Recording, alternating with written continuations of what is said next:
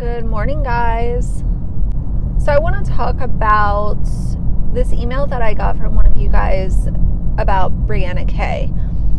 I haven't talked about her in a little while on my channel. She's just, someone that I cover sporadically, just like I cover a lot of other YouTubers sporadically.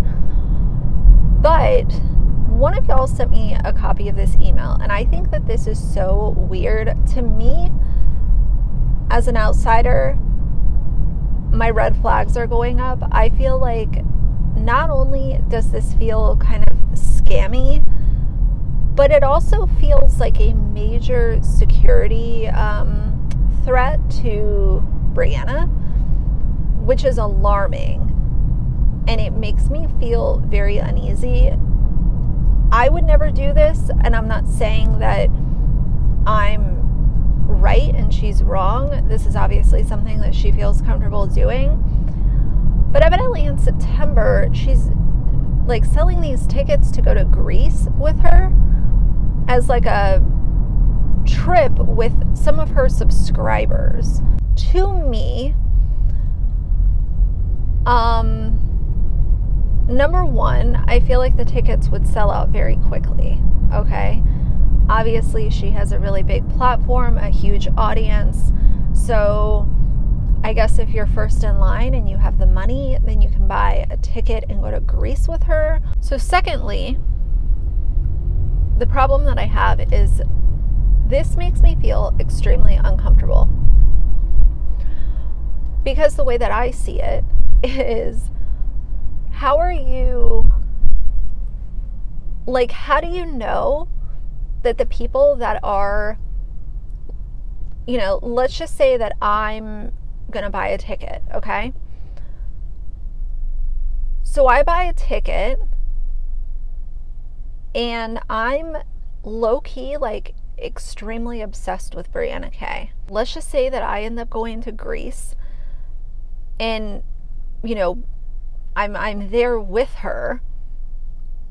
And my plan all along was to harm her or creep her out, or I don't know. Like, do you guys see where I'm going with this? It just seems like it's opening a door that I'm not sure I would want opened as someone with a platform or an audience. YouTuber meetups and influencer meetups were always something that made me feel very uncomfortable. And I realized that some people love to do meetups. Like, that's their thing. They like to go to things like VidCon or things on a much smaller level too.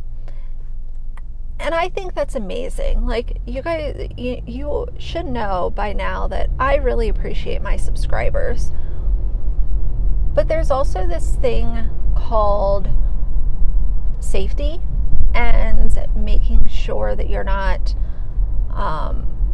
putting yourself at risk. And when you're someone with a public platform, you know yourself, but you don't know who's watching you. Getting a completely different image of who you are. Maybe they've grown to have an unhealthy relationship with you and you don't even know who they are.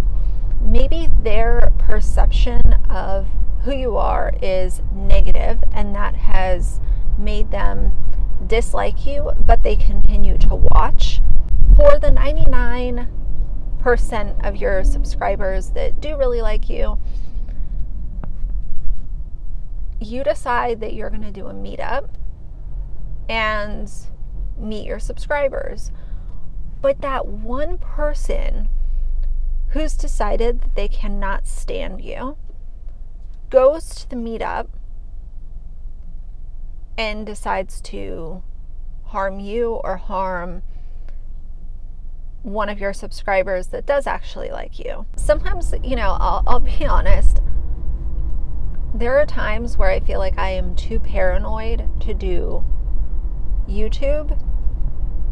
I mean, I obviously am doing YouTube, but I think about it often, and my paranoia and distrust for people comes into play very often. I'm constantly thinking about, well, what if this, what if that? You just never know who you're talking to. You never know who's watching you. You never know what kind of information people are trying to collect on you. Even though it is so rewarding to have a platform and an audience, because I love it. I love having my YouTube channel. It's become a really healthy outlet for me to, you know, get my thoughts out there and have conversations with people. There is just that small part that peeks out once in a while, and I recognize that I'm a very paranoid person, and maybe that's just one of my shortcomings, but when I think of how paranoid I am with the small platform that I have, and then you compare that to someone like Brianna K, why on earth would you, like, what's making you feel so okay to go meet subscribers in Greece? Is there a process of approval? Is there an approval process? Is there any sort of process? Or is it going to be a situation like Sunkiss Mama and Jess Fam, where you have an obsessed subscriber who shows up to meet Brianna with cupcakes and cookies and has the, you know, has the thirst to want to become her, you know, best friend mommy vlogger? I don't know, man. People are really weird, and I get very concerned for YouTuber safety, and that's not my job, obviously, to worry about other people's safety. But when I hear about stuff like this, I automatically think, you know, what would I do? Like, how would I feel in a situation similar to this? And usually the answer is I wouldn't subject myself to, I don't know, being around 12 people who watch my every move every single day in a foreign country with no security. I don't know, call me paranoid, but it is what it is. I still cannot believe gas prices. It is so ridiculous right now. But I'm curious to know what you guys think about this whole buying tickets to meet a YouTuber in a foreign country kind of idea, because a part of me feels bad for saying that I would never do that. But I just think that there are safer ways to connect with your community than offering up that as an idea. And I don't ever want to come off like I'm, you know, like I'm unappreciative of people who support my channel or anything like that, because I really do appreciate every single person who subscribes. And like I said before, it's an intentional decision for me. Every time my subscriber count goes up by one, that's one person that made the decision to stick around and see what my future content is, or watch previous content, or do both. And that's really meaningful to me. But we also live in a world that is full of a couple of bad apples. For every genuine 100 people, there's always going to be that one who just ruins it for everybody. And I feel like with the internet and real life, when those two kind of come to a crossroads, it's important to recognize that your internet life and your real life are not always meant to coexist. Even if you want to be really relatable and connect with your subscribers, there is still, you know, a lot of your real life that you need to protect. And that's why I talk about, you know, these family vloggers who do house tours and post on their Instagram stories in real time and don't cover up their license plate and tell people what kind of car they drive, because these things can affect your safety in real life, and you can not show that stuff and still be really authentic online.